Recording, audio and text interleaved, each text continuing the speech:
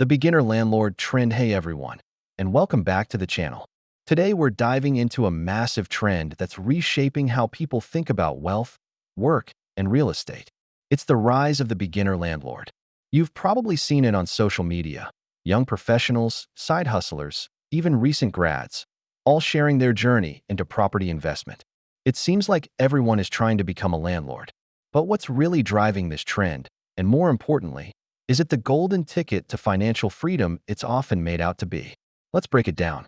So, why is everyone suddenly interested in buying a rental property? A few big factors are at play. First, the idea of passive income is more appealing than ever. In an economy where job security can feel shaky and salaries don't always keep up with inflation, having an asset that generates monthly cash flow is incredibly attractive. Real estate, unlike stocks, is a tangible asset. You can see it, touch it, and for many, that feels more secure.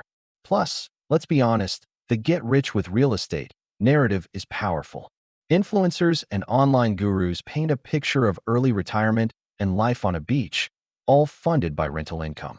This has created a huge wave of interest, especially among millennials and Gen Z who are looking for alternative paths to building wealth outside of the traditional 9 to 5 grind. Another huge driver is the accessibility of information. 20 years ago, if you wanted to learn about real estate investing, you had to read dense books or find a mentor.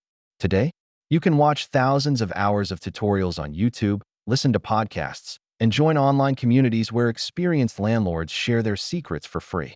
This has democratized the knowledge, making the barrier to entry feel lower than ever. There are also new financing options and strategies, like house hacking, where you buy a multi-unit property, live in one unit, and rent out the others. This strategy allows you to have your tenants essentially pay your mortgage, making homeownership an investment possible for people who couldn't afford it otherwise. It's a clever way to get your foot in the door. But here's the reality check. Being a landlord is anything but passive, especially at the beginning. That passive income dream often starts with very active work. Think about it: finding and vetting tenants, dealing with late-night calls about a broken pipe, handling unexpected repairs, understanding local landlord-tenant laws, and managing the finances. It's not just about collecting a check every month. It's about running a business.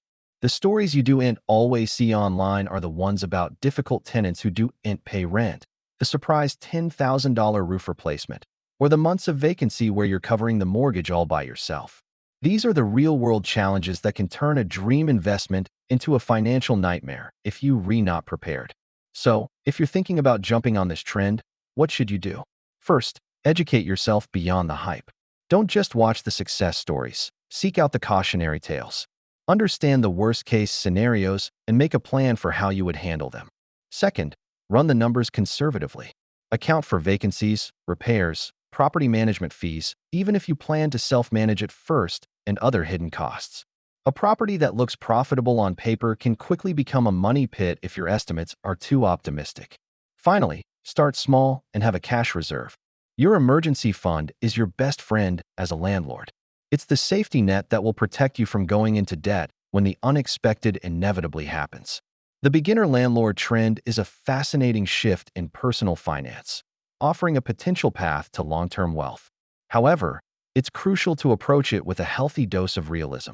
It's a marathon, not a sprint, and requires diligence, patience, and a willingness to learn from mistakes. It's not just an investment. It's a serious commitment. What are your thoughts on this trend? Are you a landlord, or are you thinking about becoming one? Share your experiences and questions in the comments below. I'd love to hear from you.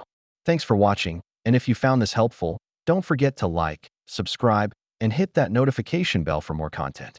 See you in the next one.